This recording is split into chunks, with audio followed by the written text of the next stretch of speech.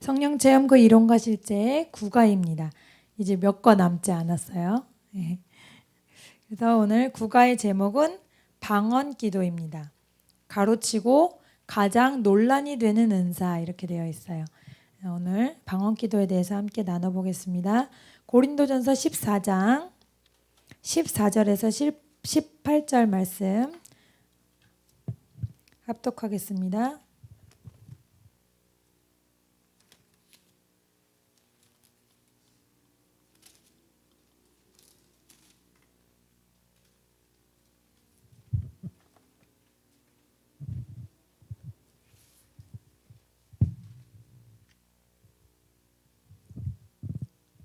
고린도전서 14장 14절에서 18절 말씀 합독하겠습니다. 내가 만일 방언으로 기도하면 나의 영이 기도하거니와 나의 마음은 열매를 맺지 못하리라. 그러면 어떻게 할까? 내가 영으로 기도하고 또 마음으로 기도하며 내가 영으로 찬송하고 또 마음으로 찬송하리라. 그렇지 아니하면 내가 영으로 축복할 때 알지 못하는 처지에 있는 자가 내가 무슨 말을 하는지 알지 못하고 내 감사에 어찌 아멘하리요.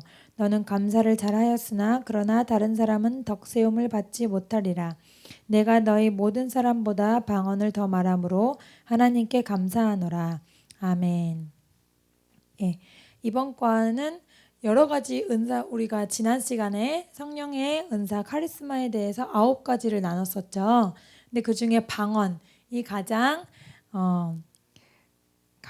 뭐라 그럴까요? 많은 사람들이 그래도 경험하고 있는 제일 유명하다고 해야 되나? 그런 은사 중에 하나예요.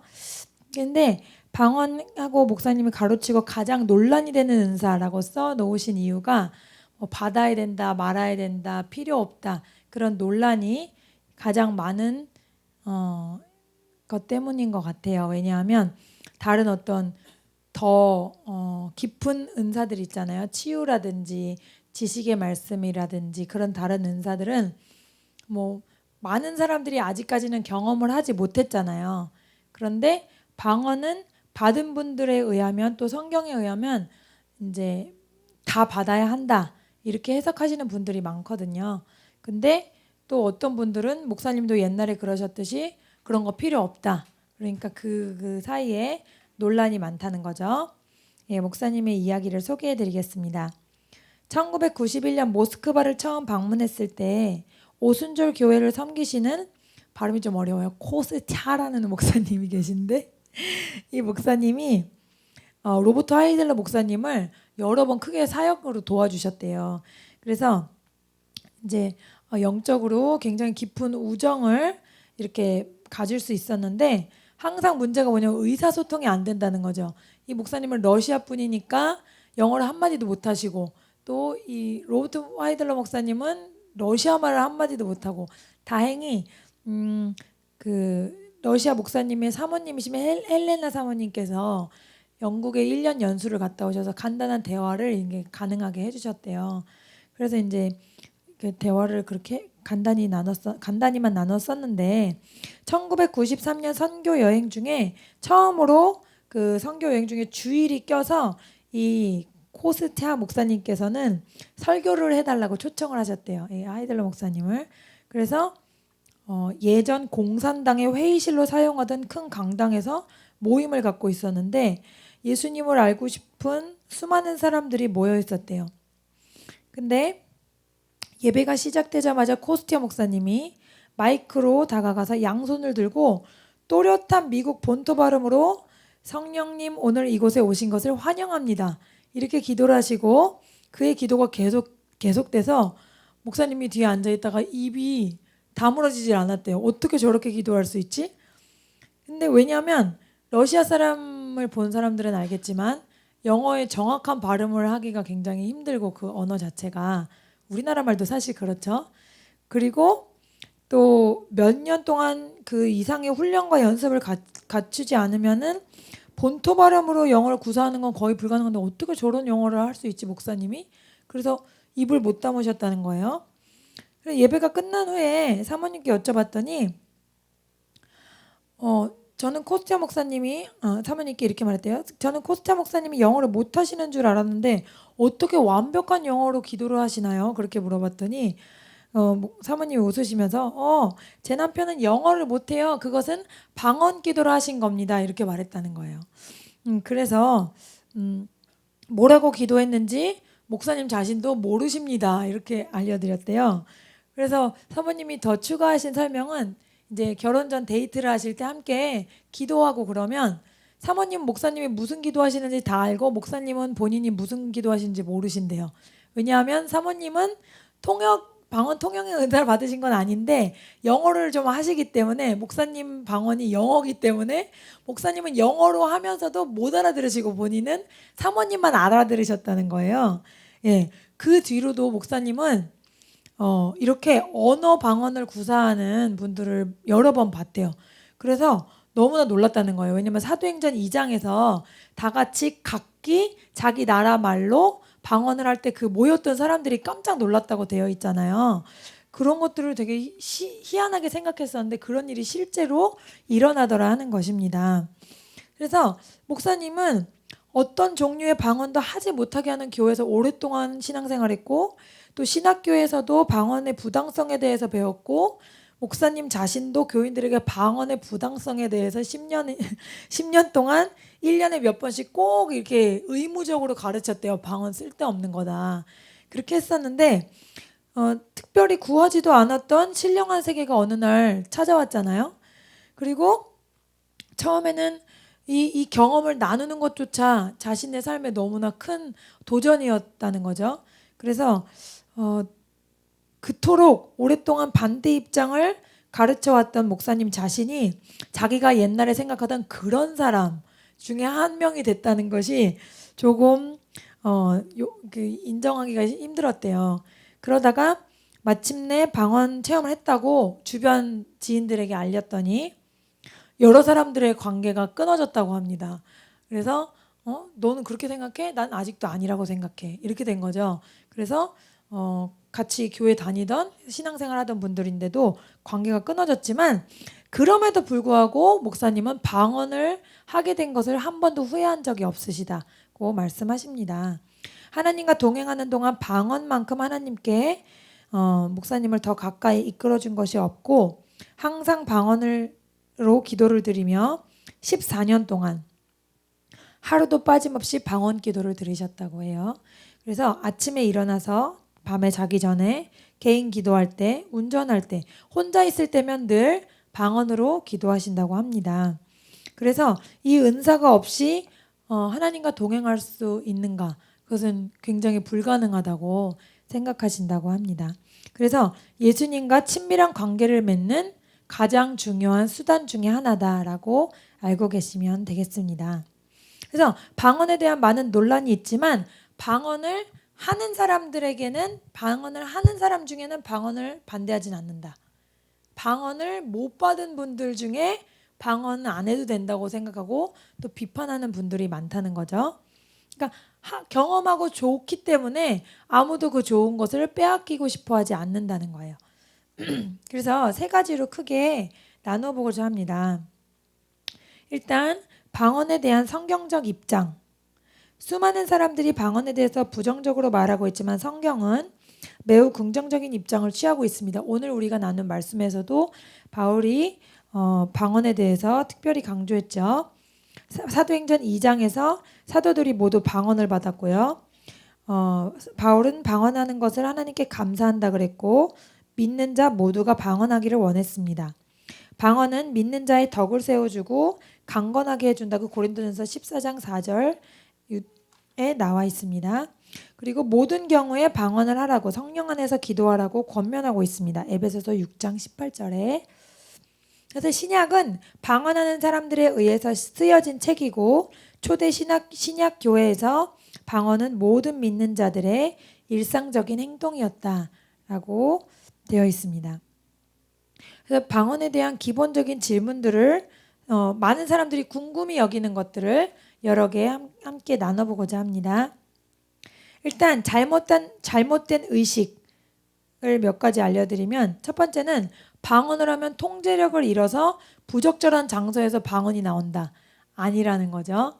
그리고 두 번째는 방언할 때 내 의지와 생각이 없어지냐, 의식을 잃냐 그런 질문을 하시는 분들이 있는데 그것이 또 아니고요. 이 목사님은 노래에 비유하시더라고요. 노래를 우리가 언제든지 부를 수 있지만 내가 부르고 싶을 땐 부르고 부르지 않고 싶을 땐 안 부르는 것처럼 내 안에 방언이 와 있지만 방언을 하고 싶으면 하고 말고 싶으면 하는 거지 회의석상에서 방언이 나올까 봐 걱정하고 그럴 필요는 없다는 거예요. 그래서 방언이 무엇인가? 그리고 한 분이 또 이야기하시는 걸 들었는데 방언하면 혀가 많이 아프냐고 묻는 사람들이 있대요. 방언하기 전에는. 하나도 안 아프죠. 네, 하시는 분들은 아시겠지만 저도 방언을 몇 시간 이상 해봤지만 한 번도 혀가 아파서 못한 적은 없어요. 다음에 무슨 스케줄이 있어서 못했지. 아프지 않습니다. 첫 번째, 방언이란 무엇인가? 방언은 하나님이 주신 능력으로서 내가 이해하지 못하는 말을 내 영혼이 표현하는 것입니다. 그래서 성경에서 방언을 묘사할 때 쓰는 헬라어가 언어라는 의미를 갖고 있습니다. 방언은 우리 영혼이 우리가 이해하지 못하는 특별한 생각으로 기도하게 하는 것입니다.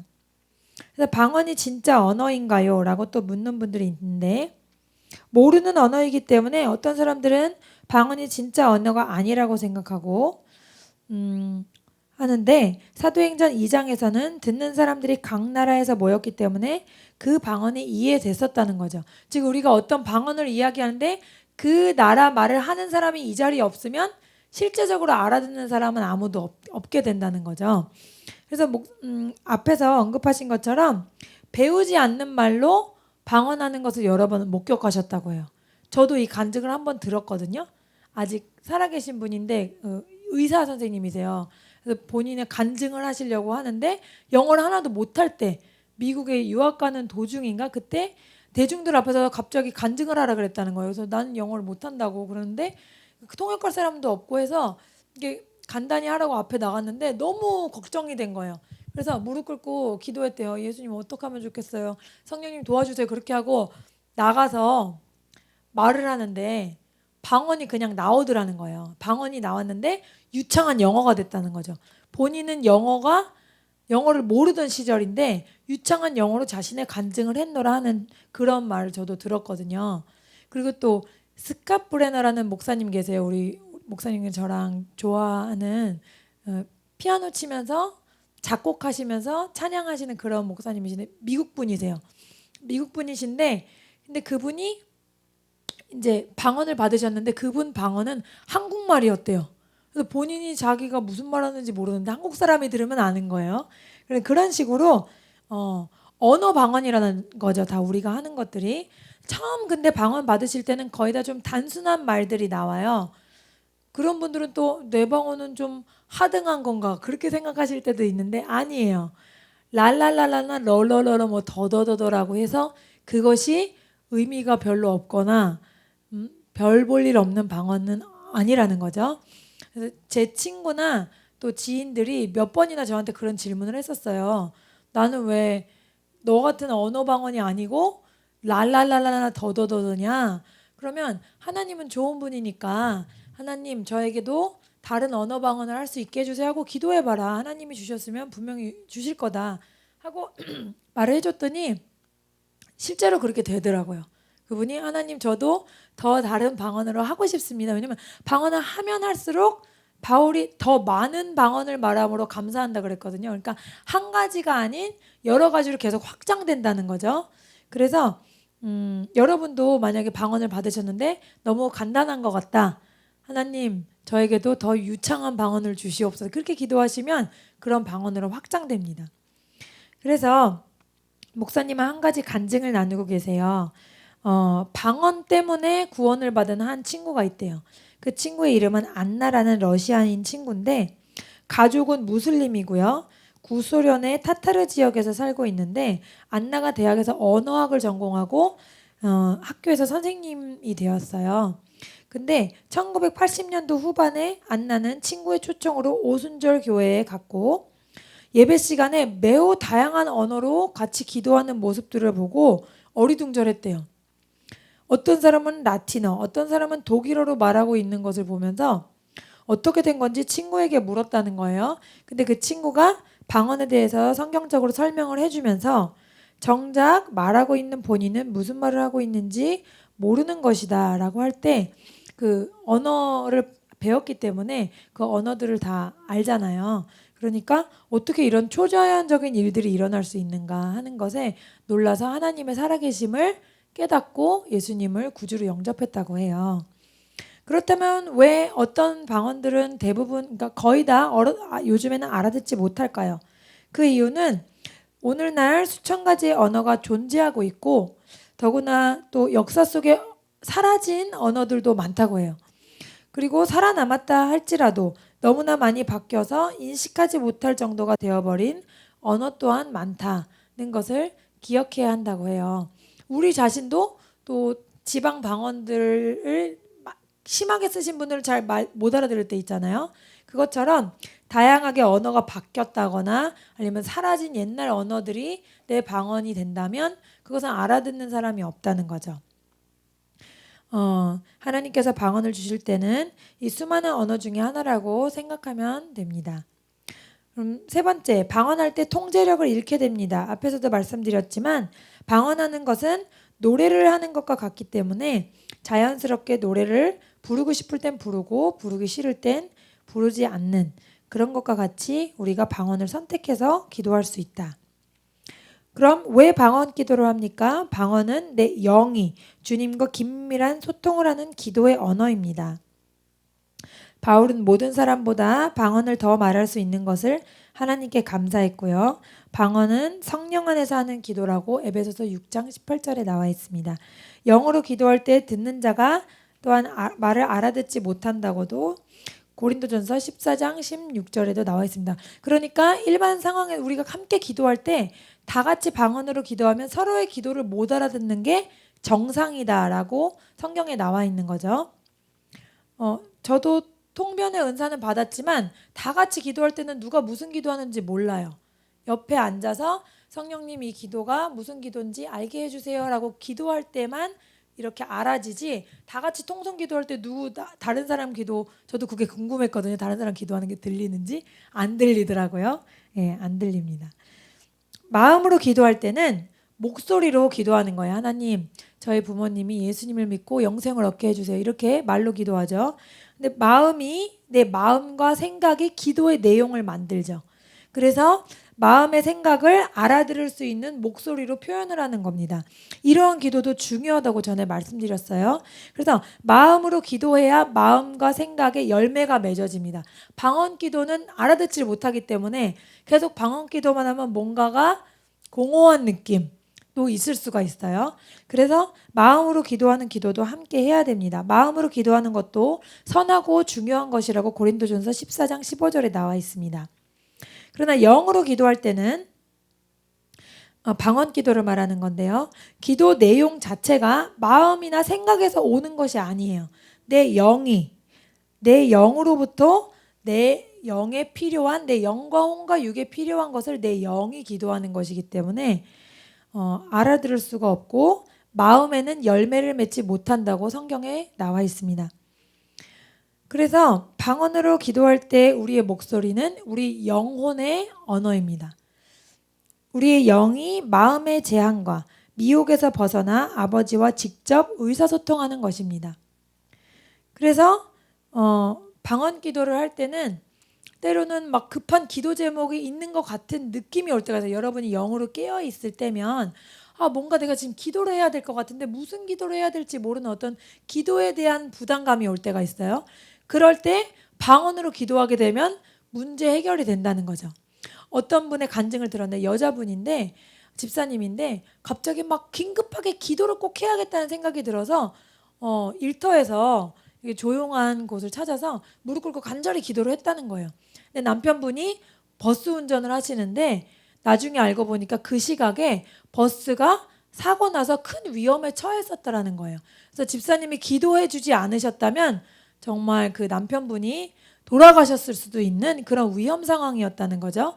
그래서 영으로 기도하고 영이 깨어 있으면 나와 내 가족을 위해서 또 내가 중보하는 사람들을 위해서 기도해야 되는 순간을 깨달을 수 있다. 또 그 기도를 하나님께 빨리 상달시킬 수 있다는 거예요. 방언 기도가 중요한 이유에 대해서 나누어 보겠습니다. 첫 번째로는 우리의 영을 강건하게 해줍니다. 친밀한 시간과 이 교제를 나누게 되면 하나님으로부터 오는 배터리를 충전받게 돼서 우리가 새 힘을 얻게 된다 그랬죠. 그래서 우리가 핸드폰이 아무리 좋아도 배터리가 없으면 아무 소용이 없는 것처럼 우리도 아무리 하나님이 우리를 영의 피조물로 만드셨다 하더라도 하나님과의 교제 가운데 새 힘을 얻지 않으면 우리는 아무것도 아닌 거예요. 그래서 우리가 하나님을 알면 알수록 하나님과 더 깊은 교제에 빠질수록 우리 자신에게는 아무것도 내세울 것이 없다는 것을 알게 됩니다. 마귀가 우리를 공격하는 유혹 중에 하나가 교만이거든요. 교만은 패망의 선봉이라고 그러잖아요. 사람이 어렵고 또 연약하고 부족할 때는 다 겸손하다가 높은 자리에 올라가고 또 신령한 은사를 받고 많은 사람들이 모이고 그러면 교만해질 수가 있어요. 그러나 실제적으로 하나님과 친밀한 교제를 맺다 보면은 정말 나는 아무것도 아니구나. 내가 한 게 아니라는 것을 여러분이 더욱 깊이 깨닫게 됩니다. 그래서 하나님과 진실한 친밀한 교제를 맺는 분들은 겸손해지지 않을 수가 없어요. 나한테서 오는 것이 아니기 때문에 나는 그냥 단지 그분의 마음과 심령과 능력을 전달하는 통로가 될 뿐입니다. 그래서 우리의 영을 강건하게 해주는데 저는 개인적으로 방언을 그냥 기도하면 내 생각으로 기도하는 것 같을 때가 많아요. 다다디다다다 디다다다 이럴 때 내 생각이 이렇게 깨어 있는 것 같을 때가 많거든요. 저도 다른 책에서도 본 건데 방언의 어떤 단계가 있어요. 방언을 하다가 이렇게 생각이 깨어 있을 때 말고 더 깊이 들어가는 순간이 옵니다. 그때가 저는 개인적으로 한 30분 이상 연속으로 기도했을 때예요. 그러니까 여러분이 방언을 받으셨다고 해서 10분, 15분 기도하고 오늘 방언 다 했다. 아무 뜻을 모르기 때문에 그럴 수가 있거든요. 그럴 경우에는 깊은 단계에 들어가기가 어려워요. 그래서 쉽게 말하면 기도의 재미를 느끼기 어렵다고 할까요? 그래서 조금 자꾸 시간이 줄어들고 그러게 되죠. 그런데 의지를 가지고 하나님이 내 기도를 듣고 계시고 이 기도는 성령님이 하시는 것이다. 어디를 뚫고 들어간다는 생각으로 믿음으로 계속 예수님의 십자가를 향해서 마음으로 간절히 소원하면서 하나님 만나기를 사모하면서 계속 기도하시면 그런 어떤 단계가 달라지는 기도가 나와요. 그때는 힘이 달라져요. 모터를 딱 단 것처럼 막 이게 그냥 쫙 들어가고 첫 번째는 잡념이 안 생겨요.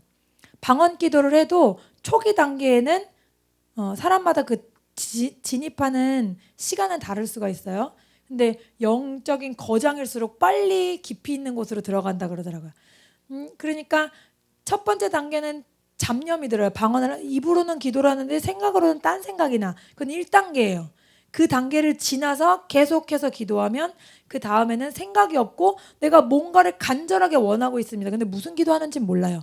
그때 어떤 사람을 위해서 갑자기 눈물을 흘릴 때도 있고요. 막 땅을 치고 울 때도 있고 어떤 때는 하나님이 주신 기쁨으로 막 웃을 때도 있어요. 그러니까 내가 기도하는 게 아니에요. 그리고 그 단계에 가면은 시계를 안 보게 돼요. 방언 기도를 해도 1단계 수준에서는 딴 생각하면서 계속 뒤로 돌아보면 몇 시지? 내가 기도를 얼마큼 했지? 오늘 30분 이상 하기로 결심했는데 그렇게 하는 단계는 1단계. 그 시간을 넘어야 여러분이 하나님과의 깊은 교제를 하실 수가 있어요. 그 시간을 뛰어넘으시기 바랍니다. 방언을 여러분이 받으셨다면 그 시간 이상으로 하셔야 깊이 있는 기도를 하시고 깊이 있는 하나님과의 교제를 하실 수가 있는 거예요. 저는 그런 기도를 할 때 어떤 분의 중보 기도하는 분의 상태를 하나님이 알려주신다든지 어떻게 더 기도해야 되겠다는 마음이 든다든지 그런 하나님과의 실제적인 교제가 일어나는 건 그 단계였거든요. 그렇기 때문에 뭐 설거지하면서 방언 기도하고 혼자 있을 때 방언 기도하는 게 좋다 그랬잖아요. 여기 목사님도 혼자 계실 때는 항상 방언 기도를 하신다 그랬는데 그건 다 좋지만 그게 설거지하면서 저 같은 경우엔 그냥 이렇게 할 때는 사실 아무 생각이 없어요. 입만 기도하지. 그러나 그런 기도도 방언 기도이긴 해요. 그렇지만 더 깊은 기도의 단계에 이르기까지 더 오랜 시간 기도하도록 애쓰시라는 거죠. 그리고 기도가 강력해집니다. 방언 기도가 중요한 이유는 앞에서 제가 그 집사님의 간증을 알려드렸던 것처럼 기도해야 되는데 라고 생각할 때가 많지만 마음이 너무 피곤하거나 혹은 지쳤거나 다른 생각으로 잡념이 가득 차서 집중이 안 될 때, 이때는 방언으로 기도하면 성령께서 도우시고 기도의 새로운 세계를 경험하게 될 수 있다는 거죠. 그래서 마음의 지식이나 능력의 제한을 받지 않고 하나님께 직접 표현하게 됩니다. 제가 쓰는 두 가지 방법이 있어요. 하나는 마음이 눌릴 때 있죠. 여러분 누구에게 상처를 받으셨거나 혹은 마귀의 시험을 받아서 굉장히 눌릴 때가 있어요. 슬픔이나 고통이 다가올 때 마음에. 그때는 찬송가를 크게 부르세요. 박수 치면서 찬송가를 크게 부르시고 처음에는 찬양을 못합니다. 너무 눌리면. 찬양이 안 나와요. 하기가 싫어요. 그래도 억지로 하세요. 억지로 찬양을 하시면 찬양이 열립니다. 찬양이 열리면서 눌림이 떠나가요. 특별히 예수님의 보혈을 부르는 찬양들 많이 하시면 너무 좋아요. 이건 뭐 같은 거냐 하면 옛날에 그 우물이라 그래. 그 지하수 퍼내는 거 있죠. 시골에서. 그럴 때 처음에 마중물 붓잖아요. 마중물을 부어야 물이 펌프질이 되는 것처럼 펌프만 하면 그냥 헛펌프질만 되잖아요. 그거랑 똑같이 여러분이 의지로 처음 1절, 2절은 부르셔야 돼요. 부르시면 악한 영이 떠나가면서 찬양이 그냥 확 올라와 버립니다. 내 배에서 생수의 강이 넘친다 그랬거든요. 예수님께서. 그렇기 때문에 배에서 그 눌렸던 것들이 올라오면서 기쁨이 올라와요. 그래서 찬양을 계속 하신 다음에 그 다음에 자연스럽게 방언으로 옮겨가시면 깊이 있는 방언 단계에 이를 수가 있습니다. 그리고 찬양도 강력해집니다. 방언으로 기도하면 찬양도 강력해지고 더 큰 사모함으로 하나님을 찬양할 수가 있어요. 그래서 우리가 어떤 때는 여러분 경험하셨는지 모르겠지만 하나님의 은혜가 너무 감사한데 뭐라고 표현해야 될지 모르겠을 때 하나님 찬양해요. 하나님 감사해요. 너무 고마워요. 그 말 이상의 어떤 마음을 표현하고 싶을 때도 있죠. 그때는 방언으로 기도를 하면 때로는 방언 찬양으로 연결이 된다는 거예요. 방언에 음이 들어간 찬양 그런 것을 할 수 있습니다. 제가 전체가 순복음처럼 전체가 뜨겁게 방언으로 기도하는 그런 모임에 가서 한번 전체가 방언 찬양하는 것을 경험한 적이 있는데요. 굉장히 특이합니다. 저는 저의 소리를 내고 그 10,000명 정도의 사람들이 모였는데 각기 자기의 소리를 내요. 근데 그 소리가 합쳐져서 한 노래가 됩니다. 굉장히 신기해요. 오케스트라 같아요. 바이올린, 비올라 뭐 이렇게 따로 있는 것처럼 그렇게 다 되더라고요. 굉장히 아름다운 어떤 한 가지 음악을 만들어내는 것을 보고 막 소름이 돋았었어요. 근데 어쨌든 여러분이 표현할 수 없는 감사를 표현하고자 할 때 방언으로 기도하다 보면 그것이 또 찬양으로 연결될 수도 있다. 그래서 웨슬리라는 분은 만입이 내게 있으면 이라는 찬양을 했죠. 만입이 내게 있으면 그 입 다 가지고 그런 찬양을 만들었는데 그 찬양도 하나님을 찬양할 더 아주 극단적인 언어가 없을까 생각하다가 만입이라는 말을 생각했다는 거죠. 입이 만 개로 함께 동시에 하나님을 찬양했으면 좋겠다 그런 의미로 이 찬양을 만드셨다고 해요. 그래서 우리가 이렇게 방언으로 기도하고 찬양하면 하나님께 우리가 생각할 수 없는 수준의 찬양과 기도를 드릴 수 있다. 그리고 다음으로는 영적 원수를 대적할 수 있도록 무장시킨다라는 것입니다. 우리가 방언으로 기도하면 영력이 쌓인다 그러죠. 영력은 눈에 보이는 것은 아니에요. 그렇지만 눈에 보이지 않는 어둠의 세계가 우리를 알아보게 되는 것이죠. 그래서 큰 부흥회 같은 데 갔을 때 제가 여러 간증들이나 경험들을 많이 들었어요. 또 우리 아빠 목사님께서 목회하실 때도 어떤 이렇게 악한 영에 사로잡힌 분이 교회에 있으셔가지고 여러 기도 많이 하시는 권사님들이 모여서 함께 그분을 가운데 놓고 막 기도하고 그러는데 다른 분이 들어왔는데 그분이 너는 기도도 안 하는 애가 여긴 왜 왔니? 뭐 이런 말을 했다는 거예요. 그러니까 뭐예요? 악한 영이 벌써 우리의 존재를 아는 우리의 레벨은 우리끼리는 모른다 하더라도 영은 알고 있다는 거죠. 성경에서도 예수님이 하나님의 아들이신 걸 누가 가장 먼저 알아봤나요? 귀신들이 알아봤잖아요. 그래서 말도 안 해는 가만히 서 있는데 저희를 내쫓지 마시옵소서 막 꿇고 간청을 했잖아요. 그것처럼 영의 세계는 우리가 생각한 것보다 더 분명하고 명확하고 확실하다는 거죠.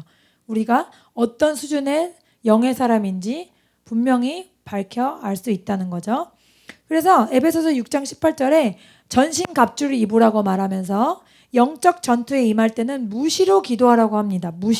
무시로는 항상 기도하라. 이 말씀과 연결이 되죠. 데살로니가 전서에. 그래서 항상 기도할 때 여러분이 한국말로 기도하면 한국말로 기도하실 수 있으면 좋아요. 근데 때로는 한국말로 기도가 그렇게 해보시면 알겠지만 무시로 기도하기는 힘드실 거예요. 자는 시간 빼고 모든 시간 기도한다고 생각해 보세요. 힘들죠? 그럴 때는 찬양을 하시거나 아니면 방언을 하시는 게 굉장히 큰 도움이 됩니다. 그래서 항상 어떻게 기도할 수 있나? 사람이 어떻게 항상 기도할 수 있나? 그것은 바로 찬양과 방언으로 하나님께 가까이 갈 수 있다는 거죠. 그러면 누가 이러한 방언을 할 수 있나? 결론부터 말씀드리면 성령 충만한 기독교인들은 누구나 방언을 할 수 있습니다. 신약을 보면은 방언은 성령 충만한 교인에게는 일상적으로 일어나는 일이었어요. 성령이 임하면 외적으로 나타나는 첫 번째 신호가 방언임을 여러 구절에서 나타내고 있습니다. 사도행전 2장에서 10장에서 또 19장에서 사도 바울은 모든 교인들이 방언할 수 있다고 암시하고 있습니다. 고린도전서 14장 23절에서 그러므로 온 교회가 함께 모여 다 방언으로 말하면 이렇게 말하고 있고요. 근데 어떤 사람들은 고린도전서 12장 30절에 다 방언하는 자이겠느냐라는 말씀 때문에 모두가 방언할 수 있는 건 아니다라고 해석하는 분들이 있다고 해요. 근데 이 부분은 은사로서의 방언이 아니라 사역으로서의 방언이라는 거예요. 무슨 뜻이냐 하면 예를 들어서 사역으로 어떤 분은 병 고치는 자로 또 어떤 분은 예언을 하는 자로 그분의 어떤 강한 부르심이 있다 그랬죠. 지난 시간에 말씀드렸잖아요. 계속해서 은사를 사모하고 마음을 열고 하나님 앞에 거하다 보면 자신이 강하게 나타나는 큰 기름 부으심이 있는 어떤 분야가 있고 그것을 계속 순종하고 훈련하다 보면 많은 사람들을 섬길 수 있는 수준에까지 이른다고 말씀드렸어요. 근데 그것은 그분의 사역이라는 거죠. 즉 어떤 분이 치유 사역자가 있죠. 그렇다고 해서 나는 치유 사역자가 아니라고 해서 내가 생활 속에 성령님이 함께 하시는 치유를 경험할 수 없는 건 아니에요. 내가 예언 사역자가 아니라고 해서 예언을 못한다는 뜻은 아니라고요. 그 부분이 강하게 두각을 나타내는 부분은 사역으로 가시는 거지만 다른 사람들도 뭐 할 수 있다? 방언하고 예언할 수 있고 치유도 경험할 수 있다는 거죠. 그렇기 때문에 여기서 다 방언하는 자이겠느냐는 사역적인 의미로 다 방언하고 다 선생님만 하냐, 다 선지자만 되겠느냐 그런 뜻이 다 코만 있겠느냐 그런 뜻이지 방언을 하지 못하겠다는 그런 뜻이 아니라는 거예요. 그래서 방언으로 사역으로 부름받지 않았다는 사실이 모두가 방언으로 기도할 수 있다는 사실을 부정하는 것은 아닙니다. 그래서 결론적으로 성경과 수많은 사람들의 경험을 봤을 때 방언을 포함한 모든 은사는 믿는 자 모두에게 가능한 것입니다. 또한 예언도 가능한 것이라고 말씀하셨죠. 왜냐하면 특별히 예언을 하라는 성경의 말씀도 있기 때문에 많은 사람에게 해당되지 않은 건 못하러 특별히 하라고 했겠어요. 그렇기 때문에 계속해서 말씀드리지만 저도 방언에 대한 책을 따로 몇 권을 읽어봤었거든요. 방언에 대한 책을 읽어보면 성경에서도 그렇지만 방언을 많이 하면 다른 은사들과 다 연결이 되어 있다라는 것을 알 수가 있었습니다. 그래서 방언의 은사는 어떻게 풀어 놓아지는가? 목사님은 방언을 받는다라는 표현은 별로 좋아하지 않으신데요.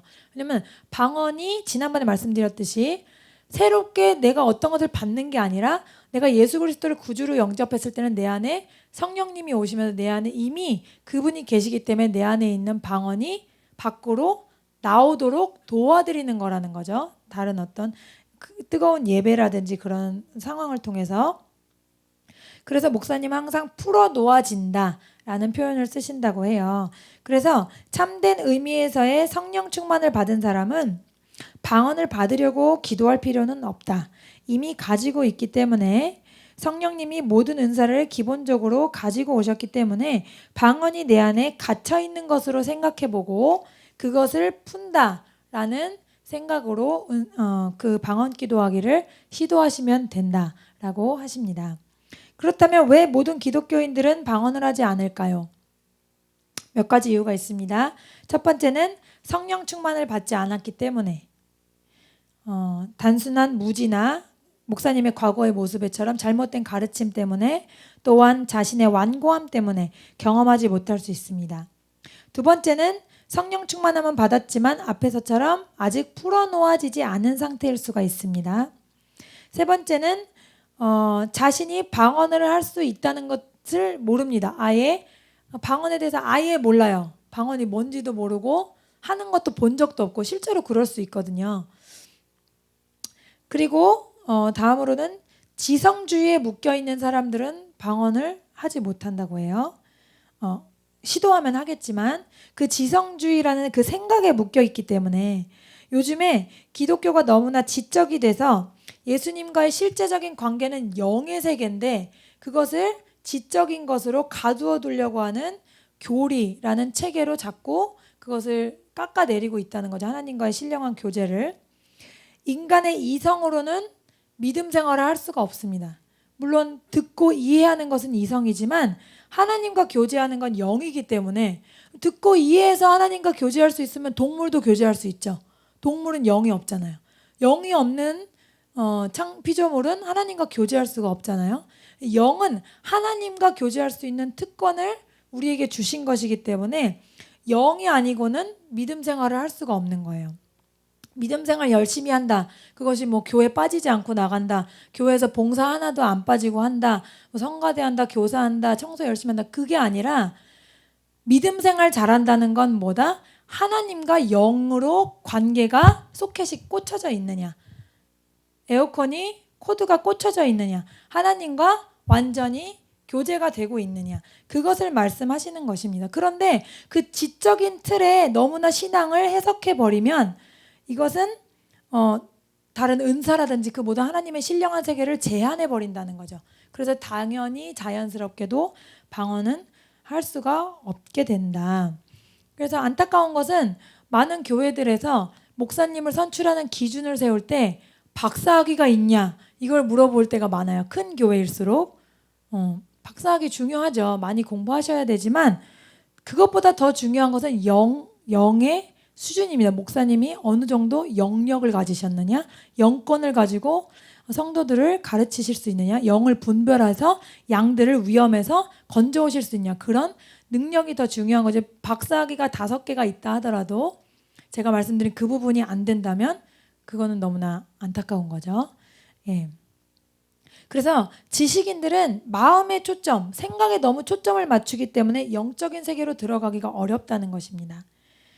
그리고 다음으로는 방언을 못하는 다음 경우는 뭐냐면 두려움 때문에 방언이 풀어놓아지는 것이 방해받는 때가 있다고 해요. 저도 살짝 이런 것을 느껴본 적이 있는데 방언을 구했는데 사탄이 주는 방언을 하면 어떡하나. 왜냐면 영의 세계이기 때문에 다른 악신이 틈타면 어떡하나 그런 두려움을 갖는 사람들이 많다는 거예요. 그렇지만 누가복음 11장 11절에서 13절에 악한 아버지라도 구하는 것을 다 줄 알거든 하물며 선하신 너희 아버지께서 너희가 구하는 성령을 주시지 않겠느냐 그랬잖아요. 그래서 예수님은 악한 것이 아닌 반드시 좋은 것으로 너에게 주실 것을 믿으라고 하셨기 때문에 그 믿음을 가지고 기도하면 되는 것입니다. 그래서 두려워하지 말고 방언을 구하십시오. 그리고 또한 알지 못하는 것에 대한 두려움, 방언을 들어보지도 못했고 그냥 미지의 세계이기 때문에 있는 두려움들이 여러분에게 있을 수 있습니다. 또 방언을 전혀 모르기 때문에 앞에서 말씀드렸던 오해들이 있을 수 있죠. 혀가 통제를 잃어서 아무 때나 방언이 나오는 것은 아닌지 개인 생활하는데 방해가 되는 것은 아닌지 내 의식이 마비되는 건 아닌지 그런 생각 혀가 아픈 건 아닌지 절대 아니라는 거예요. 예, 처음에 방언 받았을 때는 아까도 말씀드렸지만 랄랄랄라 럴럴러나 더더더 같이 너무나 단순하거나 혹은 너무나 자연스럽게 내가 하는 것 같은 방언이 나와요. 그래서 사탄은 그때 어떻게 속삭이냐면, 저는 이걸 저만 알고 있는 줄 알았는데 목사님이 확증을 해주셨어요. 몇 주 동안 거짓말로 이렇게 속삭인다고 해요. 이건 진짜가 아니야. 네가 가짜로 지어낸 말이야. 이렇게 자꾸 속삭인다고 해요. 그런데 그것이 아니라는 거죠. 방언을 처음 받았을 때부터 유창하게 받는 분도 있지만 그런 분들은 드물고 사실 대부분이 간단한 언어로 받게 된다는 거예요. 실제로 제가 아까 말씀드렸듯이 1단계 방언은 모든 잡생각이 들어오는 입만 기도하는 상태입니다. 그렇기 때문에 내가 기도하는 것 같은 게 맞아요. 실제로 내가 기도하는 거예요. 내가 시작했기 때문에 기도가 되는 것이거든요. 하지만 아까 말씀드렸듯이 그것이 마중물이 된다 그랬죠. 그 기도를 계속해서 뚫고 들어갈 때 성령께서 기름 부어주시는 그 단계로 들어갑니다. 그래서 여러분이 그 거짓말에 속지 마시고 계속해서 방언을 하시고, 방언이 진짜 내가 하나님께로부터 온 건가라는 것을 확인하고 싶으시면 열매를 보시면 됩니다. 방언을 계속 기도했는데 하나님을 더 알고 싶어진다든지, 더 하나님과의 친밀한 교제를 사모하게 된다든지, 혹은 말씀을 더 읽고 싶어지고 막 이런 영적인 사모함과 영적인 욕구가 올라옵니다. 그것은 내가 방언을 잘하고 있다는 뜻이에요. 그리고 하나님의 어떤 음성에 더 민감해지고 더 많이 예배하고 싶어지고 그런 영적인 욕구들이 일어납니다. 그래서 두려워하지 마시고 여러분이 방언을 사모하시고 받으실 수 있습니다. 그리고 마지막으로는 목사님이 가지셨던 주변 사람에 대한 두려움이 있다는 거예요. 여태까지는 나는 방언이 없다고 가르쳤는데, 방언할 수 없다고 가르쳤는데, 그런 건 아무것도 아니라고 가르쳤는데 내가 지금 방언하면 사람들이 나를 어떻게 볼까? 바보처럼 보지 않을까? 사람들이 나를 배척하지 않을까? 그런 생각들 때문에 뭐 그런 은사를 경험하는 거를 두려워할 수 있다는 거죠. 근데 실제로 목사님이 여러 사람과 관계가 끊어졌던 것처럼 하나님을 따르는 것은 어떤 대가를 치르게 할 때가 있어요. 그래서 정말 내가 예수님을 따르는 길을 하면, 예수님이 십자가를 지고 따라오라고 하셨잖아요. 많은 사람들이 다 나를 사랑하는 길은 아니에요. 예수님을 따르는 길은 또 좁은 길이라고 하셨기 때문에 좁은 길은 많은 사람이 환영하는 길은 아니거든요. 때로는 성경대로 정말 믿으려고 그러고 하나님이 가르쳐 주신 그 길로 가려고 그러면 많은 사람들이 오히려 나에게 상처를 줄 때가 있어요. 또 나와 친밀한 줄 알았던 사람들이 나를 떠날 수도 있어요. 배척할 수도 있습니다. 그것을 여러분이 마음에 미리 생각을 해 놓으셔야 돼요. 예수님을 따르는 길은 그런 길이에요. 쉽고 많은 사람이 들어가는 넓은 길이 아니라고 이미 예수님께서 말씀하셨습니다. 예. 그래서 이번에 또 추석 때도 제사 때문에 어려움을 겪으신 성도분들이 있으시잖아요. 나는 제사를 안 하고 싶은데 가족은 하라 그러고, 그래서 그 사이에 어떻게 해야 될지 모를 때가 많을 거예요. 하지만 예수님을 따르는 길은 어떻다? 그분들이 다 예수님 앞에 돌아와서 내가 제사 드리지 않는 것을 그분들이 이해해주고 환영해주길 바라는 건 오산이에요. 성경이 그렇지 않다고 말하고 있습니다. 예수님을 따르는 길은 많은 핍박과 십자가가 있어요. 그렇기 때문에 여러분이 결단하시고 그 생명을 지키시기로 하시면 많은 핍박이 있지만 나중에는 그 영혼들을 살릴 수 있지만, 여러분이 타협하시고 그럼 그렇게 하자 하고 옛날의 수준으로 다시 돌아간다면, 그러면 여러분 자체가 영적으로 다운되고 하나님과 멀어지기 때문에, 죄로 인해서, 그렇기 때문에 다시 또 뜨거워지기 힘들고 또 그 형제 자매들을 구원할 길이 오히려 더 멀어지는 거죠. 제가 중고등부를 가르쳤다고 말씀드렸잖아요. 그때 엄마나 아빠가 너무 교회 가는 걸 핍박해서 선생님 그냥 잠깐만 쉬면 안 될까요? 너무 힘들어서 그래요. 몇 달 쉬었다가 엄마가 조용해지시면 다시 나올게요. 대답은 노입니다. 몇 달 쉬어도 엄마는 조용해지지 않아요. 왜?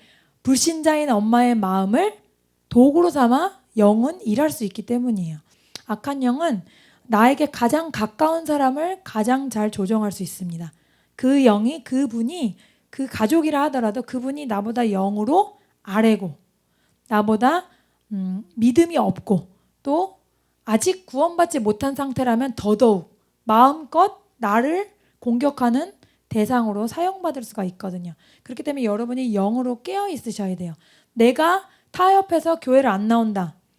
그러면 나로부터 시작돼야 되는 생명의 줄이 끊겨지는 거예요. 다 죽는 겁니다. 다 같이. 마귀는 그걸 원하는 거예요. 내가 타협해서 그만두기를. 나중에 한다는 핑계가 전도할 때 가장 많이 듣는 핑계잖아요. 그럼에도 불구하고 아직도 너무나 유명한 핑계로 쓰여지고 있어요. 그게 다 속잖아요. 사람들이 나중에. 대학 가면 선생님 교회 갈게요. 넌 어떡하니? 대학 가면 언제 네가 오겠어? 지금도 오기 싫은데. 그렇게 설득하게 되죠. 선생님 엄마가 좀 반대를 덜 하시게 되면 제가 이번에 중간고사 성적이 좋게 나오면요. 그런 거 없어요. 그렇다 하더라도 부모님은 바뀌지 않습니다. 그건 영적인 거기 때문이에요. 그렇기 때문에 여러분이 타협하지 않는 진실하고 거룩한 깨끗한 신앙을 가지시기를 예수님 이름으로 축복합니다. 그러면 어떻게 방언할 수 있습니까? 이렇게 사모하는 마음으로 진실로 내가 그 방언을 원하는지, 은사를 사모하는지 자기 자신의 마음을 다시 한번 점검해 보시고요. 두려움이나 의심의 죄가 있다면 회개하시고 기도하고 주님을 기다립니다. 은사를 달라고 주님께 요청하고 또 주변에 뜨겁게 기도하시는 분들이 둘러서 같이 기도해 주시면 도움이 됩니다. 그렇지만 바로 방언이 나오지 않는다고 해서 포기하지는 말라라는 말씀을 항상 하시죠. 저의 경우처럼 저도 3년이나 걸렸기 때문에 여러분도 그것보다는 다 빨리 받으실 거예요. 예. 그래서 포기하지 마시고 진실로 원하는 것은 거듭거듭 기도해야 진심이 하나님께 전달된다는 것을 잊지 마시라는 것입니다. 여러 가지 기술이라고 하는 것들을 알려주셨어요. 전에 큰 음악을 틀어놓고 뜨겁게 기도하라, 똑같은 말을 반복하라, 그런 것들이 있었잖아요. 목사님이 여기서 몇 가지 얘기해 주셨는데 결론은 그거예요. 기술보다 중요한 건 내 마음의 중심이고 정말로 하나님을 알기 원하고 그 은사를 받아서 영혼들을 섬기길 원하는지 그 마음의 중심이 있다면 언제라도 성령님이 오셔서 그 마음을 움직이셔서 방언을 말하실 수 있게 된다는 겁니다.